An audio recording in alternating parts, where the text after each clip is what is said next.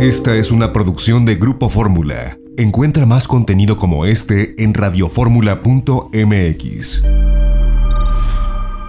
Sí, acordémonos que son 3 los legitimados, o 4 los legitimados para solicitar la consulta. Primero, el presidente de la República, como lo hizo hoy en la mañana, sin mayores requisitos, sin mayor acuerdo de nadie, eso ya se presentó. Segundo, el 33, si es una consulta de carácter nacional, como es este caso.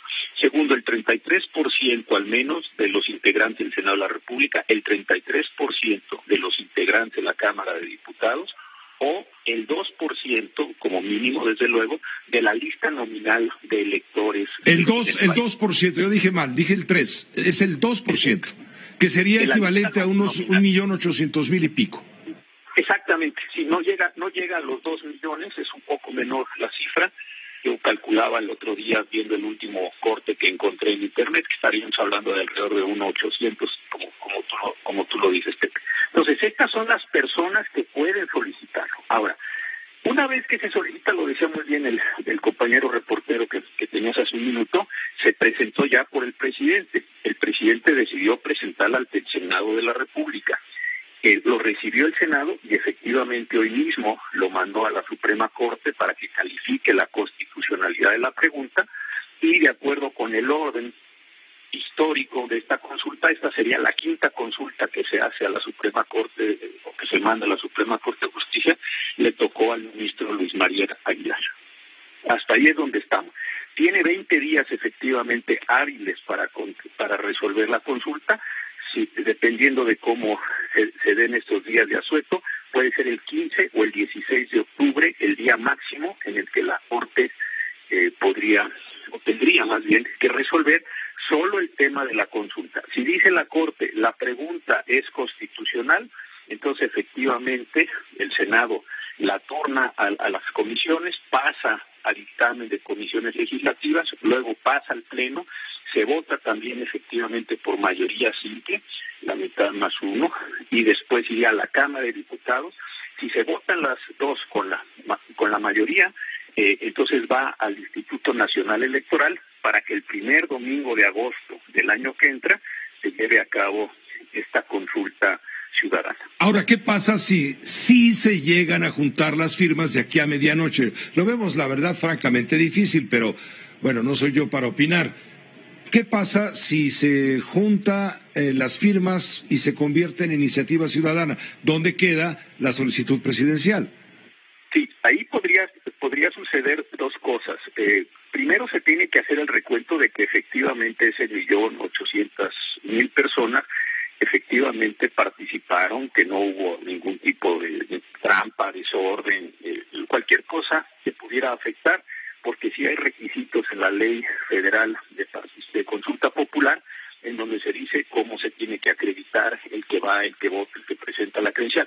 Es decir, no es en automático el 1.800.000 votos. Entonces, ahí el INE tendría que certificar que efectivamente quedó satisfecha la condición, digamos, de participación de la ciudadanía.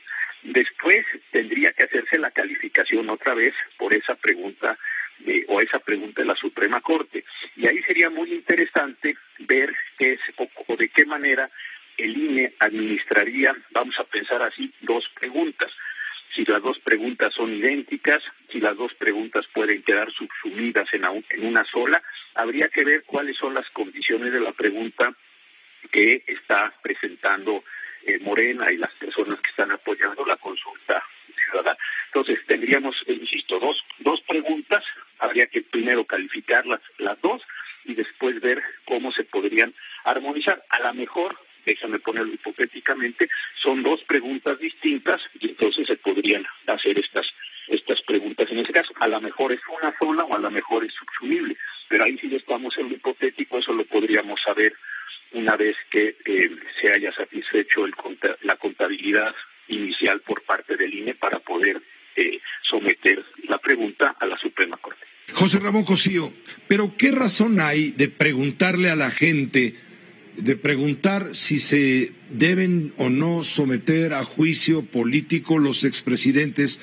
¿Por qué no? ¿Para qué se pregunta a la gente? Yo creo que aquí, si hay hechos delictivos cometidos por alguno de los 5 antecesores de Andrés Manuel López Obrador, ¿bastaría con actuar directamente ante la Fiscalía General de la República y, en su caso, ante los jueces, sin necesidad de preguntarle al pueblo?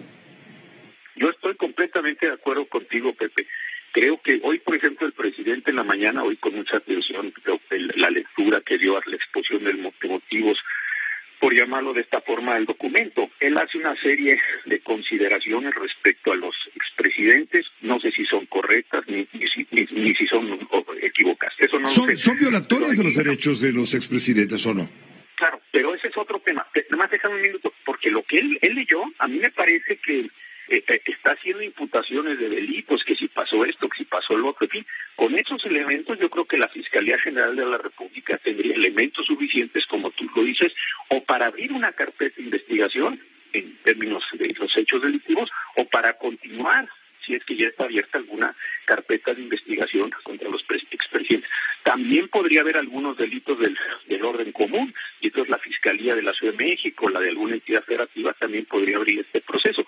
Pero eso coincido contigo, efectivamente, me parece que no se necesita hacer una consulta para decirle a los funcionarios que tienen que hacer lo que la Constitución y las leyes les dicen que tienen que hacer. Ahora, hay un segundo problema, y tú también lo planteas muy bien. Esta pregunta, ¿es o no es constitucional?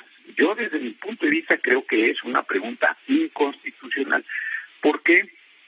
Porque lo que estás diciendo es o hágase un procedimiento específico en contra de los expresidentes, eso desde luego pues viola sus derechos humanos, o por otro lado pues no se haga un proceso específico, especial a las condiciones ordinarias de cualquier proceso, y para eso la gente no tiene que opinar. Supongamos, hay dos posibles respuestas, suponiendo que es constitucional y que sea que la gente diga, no se procese a los expresidentes. Oiga, eso no lo puede decidir las personas, eso está establecido conforme un catálogo, hay víctimas, hay ofendidos, hay reparaciones, hay un conjunto de cosas que abren una investigación. Y por otro lado, supongamos que la gente dijera, sí, unánimemente, que sometan al proceso. Si el fiscal general no tiene elementos de la realización de un hecho delictivo, y adicionalmente la relación entre la persona y esos hechos delictivos, no puede consignar la carpeta de investigación. Y después, lo decías tú muy bien, el juez de control pues no tiene por qué ordenar la captura de estas personas ni someterlas a un proceso, porque más allá de lo que digan las personas en el país, así sea por unanimidad, no está sujeto, me parece, esa determinación, o no sujeta esa determinación ni a la Fiscalía, ni a los agentes del Ministerio Público, ni a los jueces. Ahora se está supeditando el derecho y se está supeditando la justicia a la popularidad o impopularidad, a la simpatía o a la antipatía de los expresidentes. Aquí estamos jugando con algo muy peligroso que tiene mucho que ver con la propaganda y con todo eso, ¿no? Completamente de acuerdo. Ahora, también la pregunta tiene algunos candados, porque dice la propia pregunta, ¿está usted de acuerdo que conforme a las leyes se someta? Bueno, pues yo estoy de acuerdo que se someta conforme a las leyes, pues sí, y entonces lo que estás haciendo realmente es una acción política que no tiene consecuencias jurídicas, porque dice, pero está, solo que sea de acuerdo con la ley, sí, solo que sea de acuerdo con la ley, y si no hay elementos, pues no hay elementos, y si hay, pues sí hay. Es decir, ahí es donde está la circularidad entre lo político y lo jurídico en este mismo elemento. Y luego queda un tercer elemento que también es interesantísimo. Dice la Constitución que si se logra una mayoría de 40% o más, desde luego, sobre la votación, es vinculante para el Poder Legislativo, para el Poder Ejecutivo y para los órganos competentes. Ahí varias personas han estado escribiendo, yo también entre ellas, diciendo que creemos, todos nosotros, que esa vinculación no se puede dar respecto de la Fiscalía, ni se puede dar respecto de los jueces, porque ellos no están sometidos a un mandato popular, sino que están sometidos a derechos humanos, a principios constitucionales, a reglas técnicas, con base en las cuales se debe llevar a cabo el proceso. Entonces, también ahí hay una duda de, simplemente supongamos, que por unanimidad sometan a los presidentes, el fiscal también puede decir, pues por mucho voto popular que haya, por mucha unanimidad que haya, pues yo no voy a someter esto porque creo que no tengo los elementos suficientes para presentar una carpeta de investigación ante el juez, o el juez contestar, bueno, me presentaron esta carpeta de investigación, yo no creo que haya los elementos necesarios para ordenar una formal prisión, claro. Detener a las personas. Entonces, José Ramón, la Suprema Corte está obligada, desde luego, a salvaguardar los principios de las leyes y no permitir que una consulta se utilice como estrategia de propaganda política a favor de un poder en turno, ¿no? Que no sea otro distractor, lo vemos así. Ahora, y que no se ejerza presión sobre fiscales y jueces, ¿no? Por supuesto, esto sí sería muy, muy grave que efectivamente se les presionara o a la Fiscalía o a los jueces, porque entonces sí ya rompemos el Estado de Derecho, vamos a una condición de justicia popular y entonces sí, pues ya estamos hablando de una dimensión completamente distinta, ¿no? Ahora, y yo lo que sí quiero, y en eso estoy seguro que coincidimos, no estamos hablando de impunidad. Si hay hoy elementos, pues que hoy mismo se confirmen en la noche y mañana empiecen los procesos judiciales ordinarios, normales, donde se les den las defensas, donde se les permita llamar a voz, lo que es normal en este mismo de procesos, ¿no? Eso es, nadie está hablando de impunidad ni que se les perdone, ¿no? Si hay delitos, pues que persigan, y si no hay delitos, pues que no. Esta fue una producción de Grupo Fórmula. Encuentra más contenido como este en radioformula.mx.